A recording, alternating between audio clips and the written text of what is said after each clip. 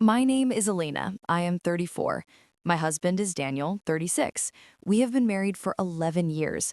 We met in college, fell in love in one semester, and never looked back. Everyone said we were the perfect couple. He opened doors for me. I made his favorite lasagna every Friday. We laughed at the same stupid jokes. We finished each other's sentences. I truly believed nothing could ever break us. Then the changes started. Small at first, like cracks in a windshield you ignore until the whole glass shatters. Daniel began coming home after 11 p.m. He said extra hours at the office. I believed him. He's an accountant. Tax season is brutal. But then the lies got bolder. I had to meet a client in the next town. The car broke down on the highway. His phone was always face down. When I walked into the room, he locked the screen so fast you'd think it was burning his fingers. One night, I waited up until 1 a.m. He walked in, smelling of hospital disinfectant. I asked, "Where were you?" He smiled that tired smile and said, "Just work, Elena. Please don't worry." His eyes were red. His hands trembled when he took off his jacket. I felt something cold crawl up my spine. That same night, while he was in the shower, I picked up his phone. My heart was hammering so loud I thought he would hear it through the water. I opened WhatsApp. There were 47 unread messages from a contact named Sarah, room 312. The last message from her read, "Thank you again, Daniel. You stayed until the doctor finished the round. I don't know how to repay you. You're like family to us now." My stomach dropped. I scrolled up. Photos. A little girl, maybe 7 years old, bald, smiling weakly in a hospital bed. Daniel holding her hand. Daniel reading her a storybook. Daniel laughing with Sarah in the hospital corridor. Sarah wrote, "She asked for you today. She said, 'When is Uncle Daniel coming again?'" I felt the room spin. He had another family, a secret daughter, a woman who called him every night. I sat on the floor and cried until the water in the shower stopped. When Daniel came out in his towel, I stood up, threw the phone at his chest, and screamed, "Who is Sarah? Who is the little girl? How long have you been lying to me?" He looked like I had slapped him.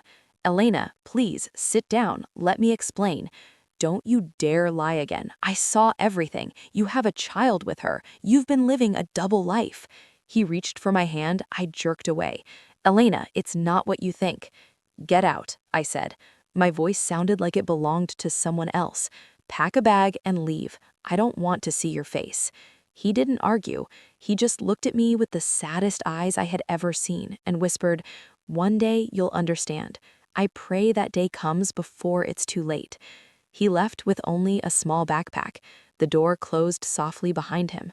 I slid down the wall and sobbed until I couldn't breathe. 3 weeks passed. I didn't call. He didn't call.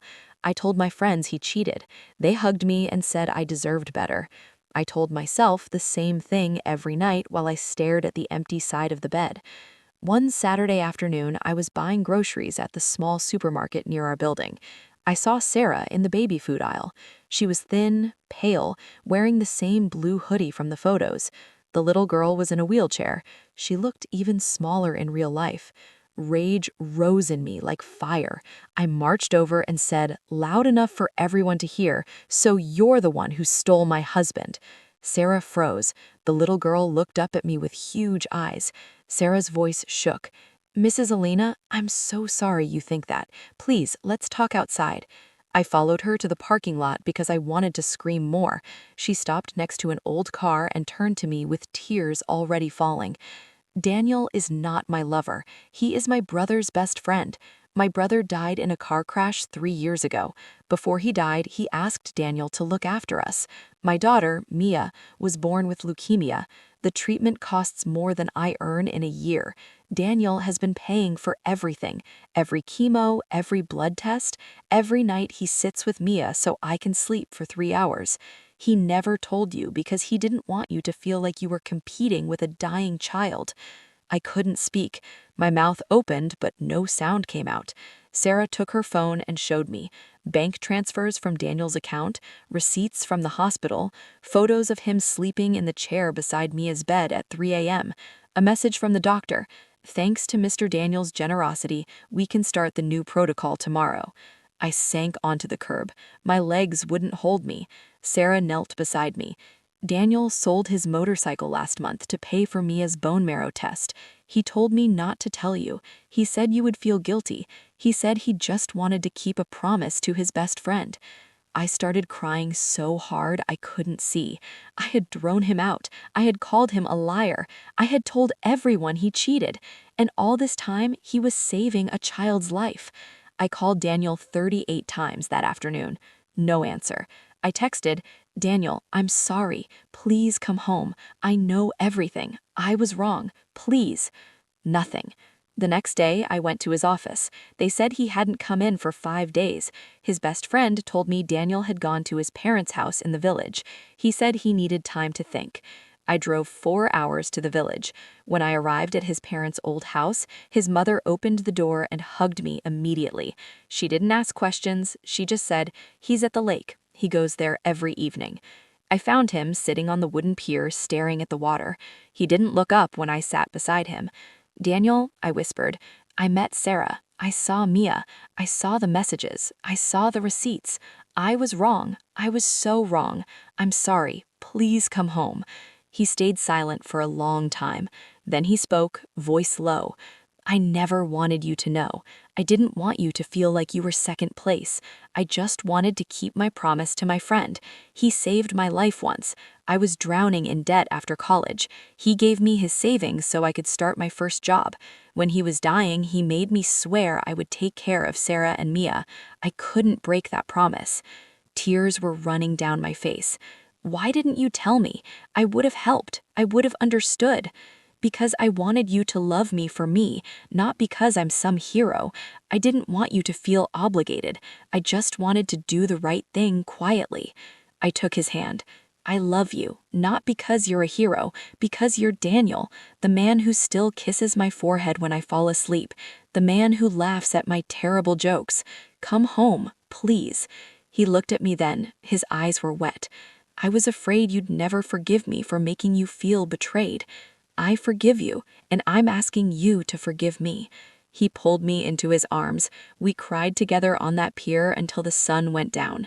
2 months later, Mia's leukemia went into remission. Daniel came home.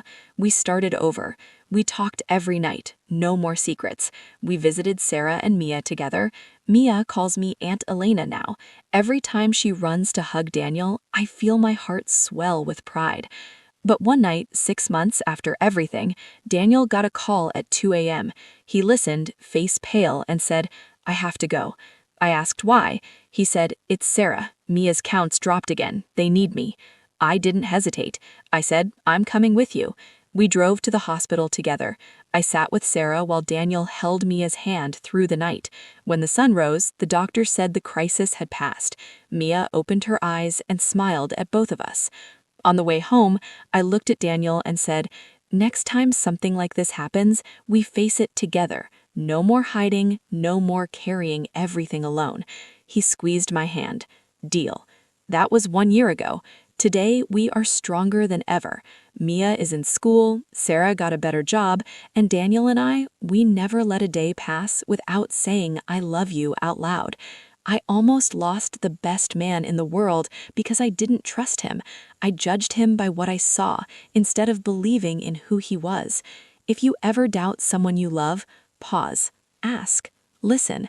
The truth is almost always kinder than the story your mind tells you in the dark. If this story touched your heart, please like, comment, I will trust again, and share it with someone who needs to hear it. And don't forget to subscribe so you never miss the next story that might save your relationship.